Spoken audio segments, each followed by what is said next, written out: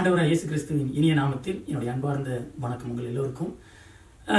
மத்தேயு, மார்க், லூக்கா இந்த யோவான் புத்தகத்தில் எடுத்து பார்க்கும்போது ஆண்டவர் நம்மளோடு பேசின, அவர் சொன்ன அறிவுரைகள் அத்தனையும் இந்த புத்தகத்தில் இருக்கு. அதுல பல இடங்கள்ல மெய்யாகவே உங்களுக்கு நான் சொல்லுகிறேன், மெய்யாகவே உனக்கு சொல்லுகிறேன் என்று ஆண்டவர் சொல்லி சொல்லி சில காரியங்களை சொல்லியிருக்கிறாரு. அந்த மாதிரி காரியங்கள் மத்தேயு புத்தகத்திலிருந்து ஒரு 28 அந்த மாதிரி காரியங்களை எடுத்து தொகுத்து இந்த செய்தியில உங்களுக்கு கொடுத்துருக்கிறேன்.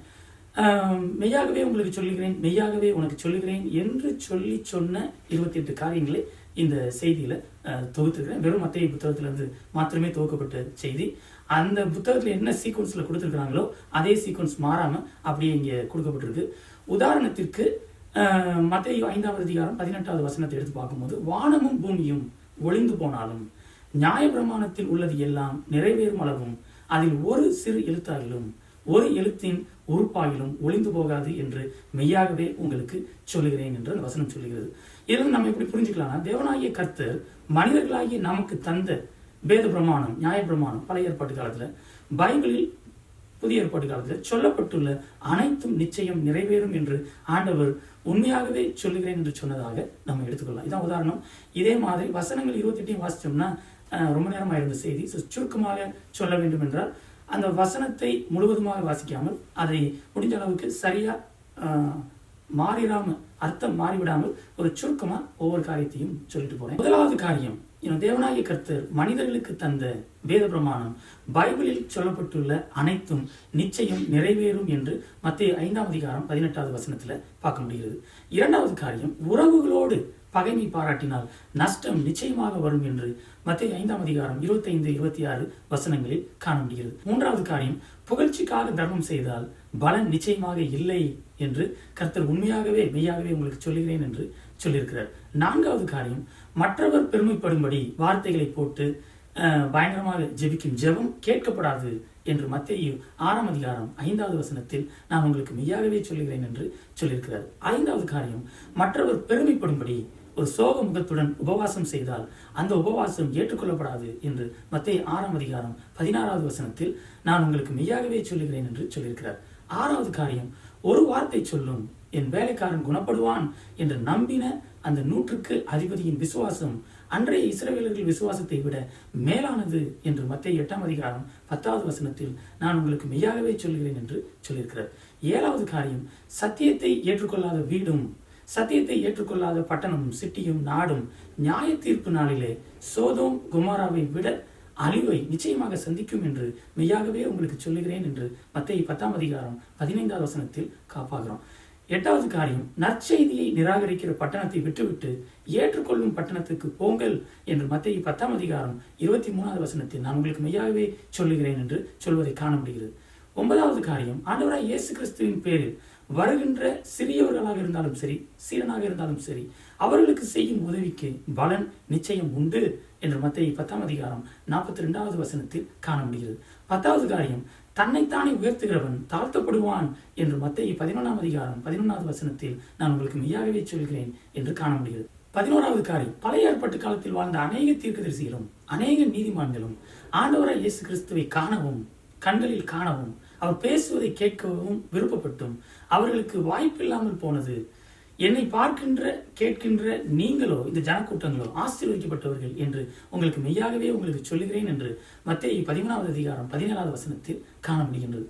ஆண்டவராய் இயேசு கிறிஸ்து பேசின கூட்டத்தில் இருந்த பலர் அவர் மரணித்து உயிர்த்தெழுந்து தன் ராஜ்யத்தில் வருவதை காணாமல் மரிப்பதில்லை என்று மத்தேயு 16வது அதிகாரம் 28வது வசனத்தில் மெய்யாகவே உங்களுக்கு சொல்லுகிறேன் என்று சொன்னதை காண முடிகிறது. 13வது காரியம், யோவான் எலியாவின் ஆவி கொண்டு எலியாவின் வைராக்கியம் கொண்டவராக ஆண்டவராய் இயேசு கிறிஸ்துவுக்கு முந்தி வந்து எல்லாவற்றையும் சீர்படுத்துவது உண்மைதான் என்று மத்தேயு 17வது அதிகாரம் 11வது வசனத்தில் காண முடிகிறது. 14வது காரியம், விசுவாசத்தினால் மலை போன்ற தடையை கூட அப்புறப்படுத்தி விட முடியும் என்று மத்தேயு 17வது அதிகாரம் 20வது வசனத்தில் மெய்யாகவே உங்களுக்கு சொல்லுகிறேன் என்று விசுவாசத்தை குறித்து சொன்னதை காண முடிகிறது. 15வது காரியம், பிள்ளைகளைப் போல் சுத்த இருதயம் கொண்டவர்களே பரலோகத்தில் ஏற்றுக்கொள்ளப்படுவார்கள் என்று மத்தேயு 18வது அதிகாரம் 3வது வசனத்தில் மெய்யாகவே உங்களுக்கு சொல்லுகிறேன் என்று சொன்னதை காண முடிகிறது.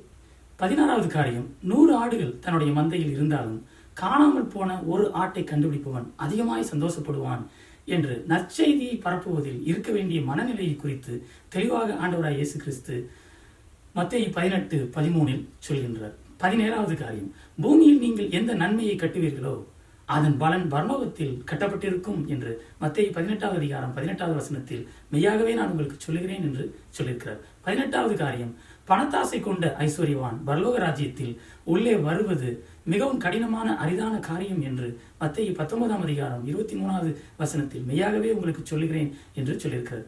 19வது காரியம், 12 அப்போஸ்தலர்களும் 12 இஸ்ரவேல் கோத்திரத்தை நியாயம் தீர்க்க ஆண்டவராய் இயேசு கிறிஸ்துவுடன் சிங்காசனத்தில் அமர்ந்திருப்பார்கள் என்று மத்தேயு 19வது வசனத்தில் மெய்யாகவே உங்களுக்கு சொல்லுகிறேன் என்று சொல்லியிருக்கிறார். 20வது காரியம், பாவத்தை விட்டு மனம் திருந்திய பாவிகள் யாரும் தேவனுடைய ராஜ்யத்தில் நிச்சயமாக பிரவேசிக்கிறார்கள் என்று மத்தேயு 21வது வசனத்தில் மெய்யாகவே உங்களுக்கு சொல்லுகிறேன் என்று சொல்லியிருக்கிறார். 21வது காரியம், மாயக்காரராகிய வேதபாரகர் பரிசேயர்களை பார்த்து, பூமியின் மேல் சிந்தப்பட்ட நீதிமான்களின் இரத்தப்பழி எல்லாம் உங்கள் மேல் வரும்படியாக என்னையும் ஆண்டவராய் இயேசு கிறிஸ்துவையும் கொலை செய்வார்கள் என்று மத்தேயு 23வது வசனத்தில் நான் உங்களுக்கு உண்மையாகவே மெய்யாகவே சொல்லுகிறேன் என்று சொல்லுகிறார். 22வது காரியம், இயேசு தேவாலயத்தை விட்டு அந்த கோயிலை விட்டு புறப்பட்டு போகையில் அவருடைய சீசர்கள் தேவாலயத்தின் கட்டடங்களை அவருக்கு காண்பிக்க அவரிடத்தில் வந்தார்கள். இயேசு அவர்களை நோக்கி, இவைகளெல்லாம் பார்க்கிறீர்களே, இவ்விடத்தில் ஒரு கல்லின் மேல் ஒரு கல் இராதபடிக்கு முழு ஆலயமும் எல்லாம் இடிக்கப்பட்டு போகும் என்று மெய்யாகவே உங்களுக்கு சொல்லுகிறேன் என்று மத்தேயு 24வது வசனம் 2வது வசனத்துல சொல்லுகிறார். அதே மாதிரி 23வது காரியம், கடைசி காலத்தில் நடக்க போகும் பல காரியங்களை தெளிவாக சொல்லிட்டு, போர் நடக்கும், கள்ள தீர்க்கதரிசிகள் வருவாங்க, கள்ள போதகர்கள் வருவாங்க, கள்ள போதனைகள் சபையை திண்டாட வைக்கும், அந்த கிறிஸ்து வருவான் என்று பல காரியங்களை சொல்லிவிட்டு, ஆனாலும் கிறிஸ்துவின் சபை ஒளிந்து போகாது என்று அழிந்து போகாது என்று மத்தேயு 24 35 பல வசனங்கள்ல அந்த காரியத்தை நான் உங்களுக்கு மெய்யாகவே சொல்லுகிறேன் என்று சொல்லுகிறார்.